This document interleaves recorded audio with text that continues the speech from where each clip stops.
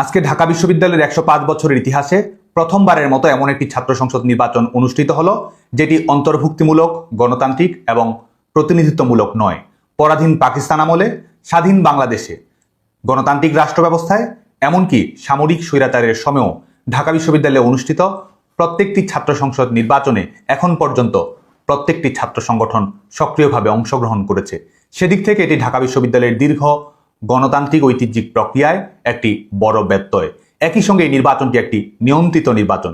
এই নির্বাচনে কারা অংশগ্রহণ করবে, কারা প্রার্থী হতে পারবে, কাদের মধ্য থেকে শিক্ষার্থীদেরকে বাছাই করে নিতে হবে, এটি সম্পূর্ণতই দখলদার সরকারের অনুগামী বিশ্ববিদ্যালয় প্রশাসন নির্ধারণ করে দিচ্ছে।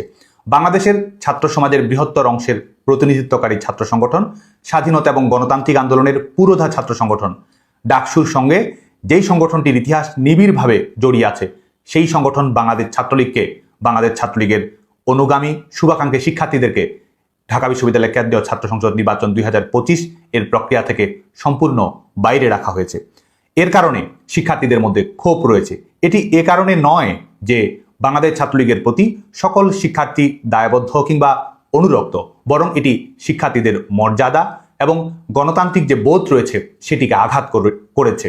কারণ বাংলাদেশের ছাত্র সমাজের বাংলাদেশ ছাত্রলীগকে বাছাই করার অধিকার যেমন রয়েছে, এবং একই সঙ্গে বাংলাদেশ ছাত্রলীগের বাইরে বিকল্প কাউকে বেছে নেওয়া কিংবা সমালোচনামূলক কর্মকাণ্ড থাকলে সেটির একটি জবাব দেওয়ার অধিকারও কিন্তু শিক্ষার্থীদের রয়েছে। আজকে শিক্ষার্থীদের সেই মর্যাদাকে, শিক্ষার্থীদের সেই গণতান্ত্রিক অনুভূতিকে আজকে বিশ্ববিদ্যালয় প্রশাসন পর্যুদস্ত করেছে। একই সঙ্গে এবারের নির্বাচন ভবিষ্যতেও অনেক আইনগত প্রশ্নের সম্মুখীন হওয়ার সুযোগ রয়েছে। আজকে দখলদার সরকার রিমোট কন্ট্রোলের মাধ্যমে বিচার বিভাগকে যদিও নিয়ন্ত্রণ করছে, ইভেন্ট ম্যানেজমেন্ট কোম্পানির মতো বিচার বিভাগ থেকে নিজের পছন্দ মতো রায় বের করে নিয়ে আসছে, কিন্তু তারপরও আইনগত সংকট আজ হোক কাল হোক উত্থাপিত হবেই। 2019 সালের ডাকসুর মাধ্যমে 26 সেপ্টেম্বর নির্বাচিত ছাত্র প্রতিনিধিদের মাধ্যমে ঢাকা বিশ্ববিদ্যালয়ের ধর্মভিত্তিক ছাত্র রাজনীতি বন্ধ রাখার সিদ্ধান্ত গ্রহণ করা হয়। বিশ্ববিদ্যালয় প্রশাসন সেই সিদ্ধান্ত বদলায়নি, অথচ ধর্মভিত্তিক মৌলবাদী যুদ্ধাপরাধের দায়ে অভিযুক্ত সংগঠন ইসলামী ছাত্র শিবির নির্বিঘ্নে এই নির্বাচনে অংশগ্রহণ করেছে। এবং একই সঙ্গে পরিবেশ পরিষদের মাধ্যমে বাংলাদেশের ঐতিহ্যবাহী ছাত্র সংগঠনগুলোর গৃহীত সিদ্ধান্ত ইসলামী ছাত্র শিবিরের ক্যাম্পাসের পরিসরে রাজনীতি বন্ধ রাখার বিষয়ে যে জাতীয় মতৈক্য, সেটির কোনো পরিমার্জন না ঘটিয়ে সোশ্যাল কন্ট্রাক্ট যেটি হয়েছিল ছাত্র সংগঠন এবং শিক্ষার্থীদের মধ্যে, সেটির রিথিঙ্ক না করেই এবং সিদ্ধান্ত পরিবর্তন না করেই ইসলামী ছাত্র শিবিরের প্রশ্নটির একতরফা সমাধান করা হয়েছে, যেটির কারণে সামাজিক প্রশ্ন এবং আইনগত প্রশ্নের ঝুঁকি তো থাকছেই। আইনগত প্রশ্নের ঝুঁকি আরও বাড়িয়েছে যখন বিশ্ববিদ্যালয় প্রশাসন শিক্ষার্থী হওয়া সত্ত্বেও তাদেরকে ভোটার তালিকার বাইরে রেখেছে। নাগরিক অধিকার, মত প্রকাশের অধিকার, সেই অধিকারগুলো প্রয়োগ করার কারণে একটি ছাত্র সংগঠনের সদস্য কিংবা শুভাকাঙ্ক্ষী হওয়ার কারণে তাদের ভোটার তালিকার বাইরে রাখা হয়েছে। প্রার্থী হিসেবে সেই সংগঠনের সদস্য হওয়ার কারণে কাউকে বাদ দেওয়া হয়েছে, আবার কাউকে বহাল তবিয়তে রাখা হয়েছে। এই প্রশ্নগুলো ভবিষ্যতে অনেক সংকটের সম্মুখীন হওয়ার সুযোগ রয়েছে, যেটির মাধ্যমে আসলে বিশ্ববিদ্যালয়ের শিক্ষার্থীদের যে গণতান্ত্রিক মূল্যবোধ রয়েছে, তাদের যে আন্তরিকতা রয়েছে, ডেমোক্রেটিক ক্যাম্পাস এবং গণতান্ত্রিক বাংলাদেশের জন্য শিক্ষার্থীদের যে দায়বদ্ধতা রয়েছে, সেটিকে পাশ কাটানোর একটি প্রচেষ্টা বলেই আমাদের কাছে অনুভূত হচ্ছে। আজকে বাংলাদেশ ছাত্রলীগের পক্ষ থেকে আমরা দৃঢ়তার সঙ্গে বলতে পারি, যতই প্রতিকূলতা আসুক, যতই আঘাত আসুক, নির্যাতনের স্টিম রোলার যত সুতীব্রভাবেই বাংলাদেশ ছাত্রলীগের উপর পরিচালিত করা হোক না কেন, বাংলাদেশে আমরা চ্যালেঞ্জ দিয়ে বলতে পারি, যে কোনো ছাত্র সংসদ নির্বাচনে যে কোনো সময়ে বাংলাদেশ ছাত্রলীগ যদি অংশগ্রহণ করার সুযোগ পেত, তাহলে সংখ্যাগরিষ্ঠ পদে ছাত্রলীগের কর্মীরাই বিজয়ী হতো। আজকে আমরা বলতে পারি, আমাদের গণতান্ত্রিক অধিকারকে যখন কুক্ষিগত করা হয়েছে, শিক্ষার্থীদের গণতান্ত্রিক অধিকার ঢাকা বিশ্ববিদ্যালয়ের আদেশ 1973-এর যখন লঙ্ঘন ঘটানো হয়েছে, আমাদের সমস্ত সক্ষমতা ছিল এই নির্বাচনী প্রক্রিয়াকে প্রতিহত করার। তারপরও শিক্ষার্থীদের অনুভূতি এবং বাংলাদেশের বৃহত্তর গণতান্ত্রিক সংকটের প্রশ্নটিকে সামনে রাখায় বাংলাদেশ ছাত্রলীগ এ ব্যাপারে সহনশীল দৃষ্টিভঙ্গি পোষণ করেছে। আজকের যে নির্বাচন অনুষ্ঠিত হয়েছে, এই নির্বাচনকে বড়জোর নির্বাচনের এশিয়া কাপ বলা যায়। ছাত্রলীগ ছাড়া ছাত্র সংসদ নির্বাচন কখনোই নির্বাচনের বিশ্বকাপ হওয়ার সক্ষমতা রাখে না। আজকে আমি ঢাকা বিশ্ববিদ্যালয়ের শিক্ষার্থী সহ বাংলাদেশের সকল শিক্ষার্থীর প্রতি আহ্বান জানাবো, এই সাজানো নির্বাচন, প্রহসনের নির্বাচন, নিয়ন্ত্রিত নির্বাচন, শিক্ষার্থীদের মর্যাদাকে আঘাত করার নির্বাচন কিংবা নির্বাচনের নাটক যতই মঞ্চস্থ করা হোক না কেন, শিক্ষার্থীদের সামনে সবচেয়ে বড় প্রশ্ন, শিক্ষার্থীদের সামনে সবচেয়ে বড় দায়িত্ব সেটি হচ্ছে মুক্তিযুদ্ধের প্রশ্ন, গণতন্ত্রের প্রশ্ন। বাংলাদেশের শিক্ষার্থীরা দলমত নির্বিশেষে রাষ্ট্রের মালিকানা জনগণের প্রতিনিধিত্বশীলদের মাধ্যমে পরিচালিত হবে এ ব্যাপারেই সবসময় শপথ দেখিয়েছে, লড়েছে এবং বিজয়ে ছিনিয়ে এনেছে। যে কারণে আমরা শিক্ষার্থীরা যেন গণতান্ত্রিক বাংলাদেশ এবং মুক্তিযুদ্ধের বাংলাদেশ প্রতিষ্ঠা করার জন্য লড়াই চালিয়ে যায়, সেটির প্রতি শিক্ষার্থীদেরকে আরো সংগ্রামী, আরো প্রতিশ্রুতিশীল, আরো সচেতন হওয়ার জন্য আহ্বান জানাবো। কারণ গণতান্ত্রিক বাংলাদেশ বিনির্মাণ এবং মুক্তিযুদ্ধের বাংলাদেশ বিনির্মাণ ছাড়া আমরা আমাদের প্রগতি, অগ্রগতি এবং আমাদের স্বপ্নের ক্যাম্পাস এবং স্বপ্নের বাংলাদেশ কখনোই বিনির্মাণ করতে পারবো না। যে কারণেই আজকের সবচেয়ে বড় বিষয় হচ্ছে মুক্তিযুদ্ধকে রিক্লেইম করা। আজকে সবচেয়ে বড় বিষয় হচ্ছে গণতন্ত্রকে রিস্টোর করা, এবং সেটির জন্য স্টেপ ডাউন ইউনূস ছাড়া আমাদের সামনে কোনো বিকল্প নেই। এই দখলদার সরকারের সাজানো প্রহসনমূলক নিয়ন্ত্রিত নির্বাচনের নাটক যতই মঞ্চস্থ করা হোক না কেন, মনে রাখবেন গণতান্ত্রিক রোডম্যাপের বাংলাদেশ প্রতিষ্ঠা করাই আপনার মূল দায়িত্ব। এবং আমরা জানি গণতান্ত্রিক বাংলাদেশ গড়ার সংগ্রামে, মুক্তিযুদ্ধের বাংলাদেশ গড়ার সংগ্রামে বাংলাদেশের ছাত্র সমাজই নেতৃত্ব দেবে। এবার আসছি এবারের নির্বাচন প্রক্রিয়া নিয়ে। এবারের নির্বাচনের মাধ্যমে ঢাকা বিশ্ববিদ্যালয়ের যে স্বায়ত্তশাসন রয়েছে, মর্যাদা রয়েছে, শিক্ষা প্রতিষ্ঠানের যে মর্যাদা রয়েছে, সেটিকে কিন্তু নানাভাবে বিঘ্ন ঘটানো হয়েছে। বিশ্ববিদ্যালয়ের শিক্ষা প্রতিষ্ঠানের মর্যাদা রক্ষা করার চেয়ে বিশ্ববিদ্যালয়কে নয়াপল্টনের পার্টি অফিস কিংবা মগবাজার বাংলা মোটরের পার্টি অফিসে পরিণত করার ক্ষেত্রেই মূলধারার তথাকথিত ছাত্র সংগঠনগুলোর আগ্রহ অনেক ক্ষেত্রে দেখা গেছে। যে কারণে আমরা দেখছি যে স্বতন্ত্র প্রার্থীর ছড়াছড়ি, স্বতন্ত্র রাজনীতির প্রতি বিশ্ববিদ্যালয়ের শিক্ষার্থীদের আগ্রহ। এটি প্রমাণ করে যে আজকে একই সঙ্গে সরকারি দলের ছাত্র সংগঠন হিসেবে দায়িত্ব পালনকারী 4-5-6টি ছাত্র সংগঠন বিশ্ববিদ্যালয়ের শিক্ষার্থীদের প্রত্যাশার প্রতিনিধিত্ব করে না। এই ছাত্র সংসদ নির্বাচন অনুষ্ঠিত হওয়ার পরেও প্রার্থীরা নির্বাচনের পরিবেশ, নির্বাচনের প্রক্রিয়া নিয়ে প্রশ্ন তুলেছে। বিশ্ববিদ্যালয়ের প্রশাসন জামাতি প্রশাসনে পরিণত হয়েছে, এটি মনে করার যথেষ্ট কারণ রয়েছে। এই ছাত্র সংসদ নির্বাচনের টাইমলাইন ছাত্র শিবিরের ঠিক করে দেওয়া। এই নির্বাচনের আগে ডাকসুর সংস্করণ করার মাধ্যমে গঠনতন্ত্রের পরিবর্তন ঘটানোর মাধ্যমে সাহিত্য এবং সংস্কৃতি সম্পাদক পদটিকে একীভূত করা হয়েছে। অথচ বিশ্ববিদ্যালয়ের ছাত্র সংসদের মূল কাজ সাহিত্য এবং সংস্কৃতি অঙ্গনকে ঘিরে বৃহত্তর দুটি অংশকে একত্রিত করার মাধ্যমে বিশ্ববিদ্যালয়ের সাংস্কৃতিক স্পেস, বিশ্ববিদ্যালয়ের সাহিত্যিক পরিসর, বিশ্ববিদ্যালয়ের শিক্ষার্থীদের প্রগতিশীল জীবনযাপনকে সীমিত করা হয়েছে বলে মনে করার যথেষ্ট কারণ রয়েছে। এই নির্বাচনকে কেন্দ্র করে আমরা দেখেছি যে চাকরির ভয় দেখিয়ে, ভেরিফিকেশনের ভয় দেখিয়ে বিশেষ করে সংখ্যালঘু ভোটারদেরকে নানাভাবে প্রভাবিত করার প্রচেষ্টা গ্রহণ করা হয়েছে। বিশ্ববিদ্যালয়ে থাকতে পারবে কি পারবে না, তার একাডেমিক জীবন সুস্পষ্টভাবে পরিচালিত হওয়ার, নিরাপত্তার সঙ্গে পরিচালিত হওয়ার সুযোগ পাবে কি পাবে না, এ ধরনের ঘটনা বাড়াবাড়ি কিন্তু আমরা নানাভাবেই এ ধরনের তথ্য আমাদের নজরে এসেছে। এই বিশ্ববিদ্যালয়ের নির্বাচনকে ঘিরে শিক্ষার্থীদের বাড়ি বাড়ি গিয়ে বিএনপি, জামায়াত সহ কিংস পার্টির নেতাদের হুমকি ধামকি, অনুরোধের নামে এক ধরনের পরোক্ষ হুমকি প্রদর্শনের ঘটনা ঘটেছে, যে ঘটনাগুলো বিশ্ববিদ্যালয়ের শিক্ষার্থীদেরকে আতঙ্কিত করেছে। আমরা যদি দেখি যে নারী শিক্ষার্থীদের ভোট প্রদানে অনুপস্থিতির হার, এটি প্রমাণ করে যে ঢাকা বিশ্ববিদ্যালয়ে ক্রমশ নারীদের যে মানবিক মর্যাদা রয়েছে, মানুষ হিসেবে স্বাধীনতা রয়েছে, নারী পুরুষের বৈষম্যহীন সমাজ গড়ার জন্য বিশ্ববিদ্যালয়ের যে ঐতিহ্য রয়েছে, সেটি আজকে ধূলিসাৎ হতে বসেছে।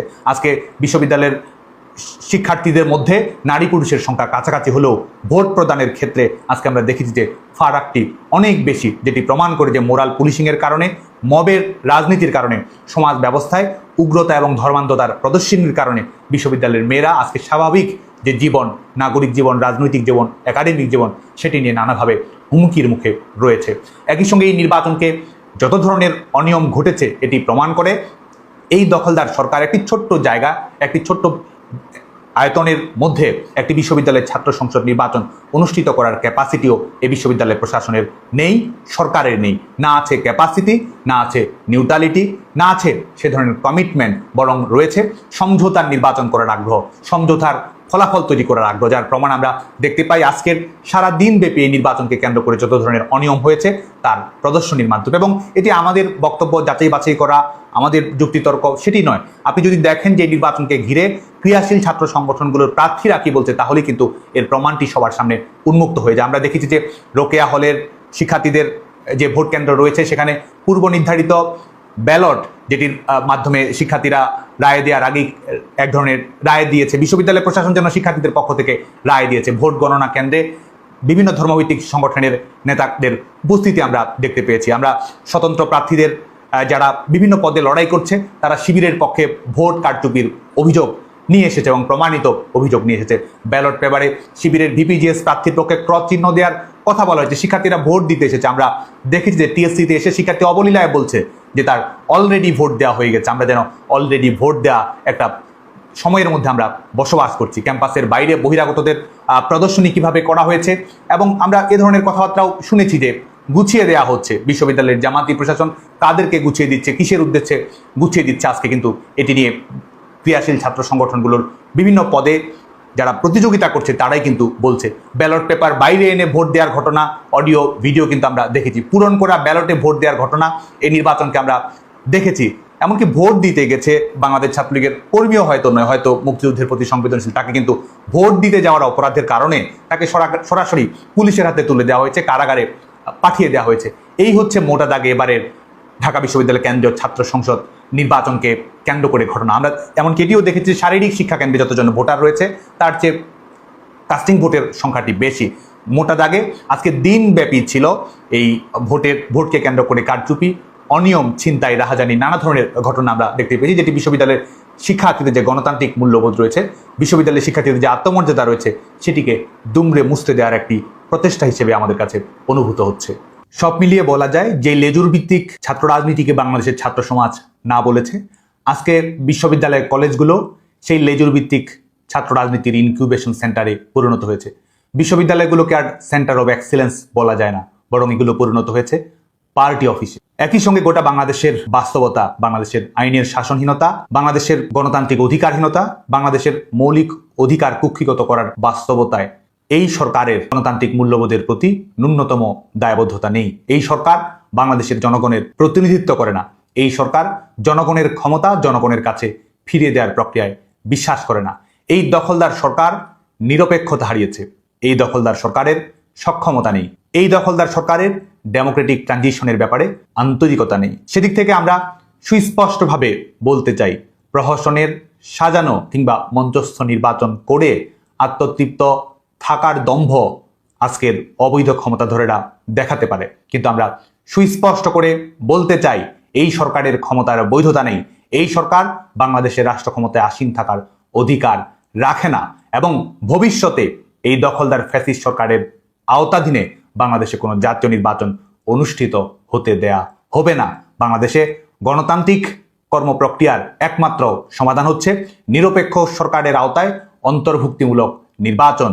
যদি সেই অন্তর্ভুক্তিমূলক গণতান্ত্রিক প্রতিনিধিত্বমূলক লেভেল প্লেইং ফিল্ড সবার জন্য একই রকম রেখে নির্বাচন অনুষ্ঠিত না করা হয়, সেই নির্বাচন বাংলাদেশে অনুষ্ঠিত হতে দেয়া হবে না। কারণ জনগণের ক্ষমতা জনগণের কাছে যদি আমরা ফিরিয়ে না দিতে পারি, তাহলে বাংলাদেশের স্থিতিশীলতা, অর্থনৈতিক নিরাপত্তা, বাংলাদেশের জনগণের উন্নত জীবনের বিকাশ কিংবা একটি গণতান্ত্রিক কম্পিটিশন বাংলাদেশে নিশ্চিত করা সম্ভব হবে না। যে কারণে আজকে বাংলাদেশের ছাত্র সমাজের কাছে আমরা সেই আহ্বানটিকে রাখবো যে আজকে গণতান্ত্রিক প্রশ্নটিকেই বাংলাদেশের ছাত্র সমাজকে বৃহত্তর করে দেখতে হবে এবং দেশের স্বার্থে মুক্তিযুদ্ধের অঙ্গীকার এবং গণতান্ত্রিক বাংলাদেশে রূপান্তর করার স্বার্থে আমাদের দল মত নির্বিশেষে বৃহত্তর একটি ছাত্র জনতার ঐক্য গড়ে তুলতে হবে। আজকে এই সরকারের সক্ষমতা যদি আমরা দেখি, এই সরকারের দৃষ্টিভঙ্গি যদি আমরা দেখি, এই সরকার যদি একটি নির্বাচন করতে চায়, এই সরকার যদি একটি সাজানো নির্বাচন করতে চায়, আওয়ামী লীগ ছাড়া যদি এই সরকার একটি নির্বাচন করতে চায়, সেই নির্বাচনের ফলাফল পূর্ব নির্ধারিত করে দিতে হবে। পূর্ব নির্ধারিত ফলাফল ছাড়া কোন নির্বাচন করার ক্যাপাসিটি এই সরকার রাখে না। এই সরকার এমন নির্বাচন করবে যেই নির্বাচনের ফলাফল ইলেকশন কমিশন ঘোষণা করবে না, যেই নির্বাচনের ফলাফল প্রকৃতার্থে ঘোষণা করতে হবে নয়াপল্টন থেকে। যে কারণে আজকে বাংলাদেশের ছাত্র সমাজ, বাংলাদেশের নাগরিক, বাংলাদেশের দলমত নির্বিশেষে সবার প্রতি আহ্বান থাকবে যে আসুন গণতান্ত্রিক বাংলাদেশের প্রশ্নে আমরা ঐক্যবদ্ধ হই, মুক্তিযুদ্ধের বাংলাদেশ গড়ার সংগ্রামকে আমরা সার্থক করি, সাফল্যমণ্ডিত করি এবং এই দখলদার সরকার, এই ফ্যাসিস্ট সরকার, এদের বিদায় ঘটার মাধ্যমে নিরপেক্ষ সরকার প্রতিষ্ঠা করার মাধ্যমে বাংলাদেশের গণতান্ত্রিক রূপান্তর এবং জনগণের ক্ষমতা জনগণের কাছে ফিরিয়ে দেওয়ার জন্য আমাদের যে লড়াই, সেই লড়াইকে আমরা সমাপ্ত করি, সেই লড়াইকে আমরা সাফল্যমণ্ডিত করি। সেই আহ্বান রেখে বাংলাদেশের ছাত্র সমাজকে গণতান্ত্রিক সংগ্রামকে বেগবান করা এবং মুক্তিযুদ্ধের প্রশ্নে অবিচল আত্মপ্রত্যয়ী এবং নিরাপদ থাকার আহ্বান জানিয়ে আজকের কথা শেষ করছি। গণতান্ত্রিক সংগ্রাম বেগবান হোক। জয় বাংলা, জয় বঙ্গবন্ধু।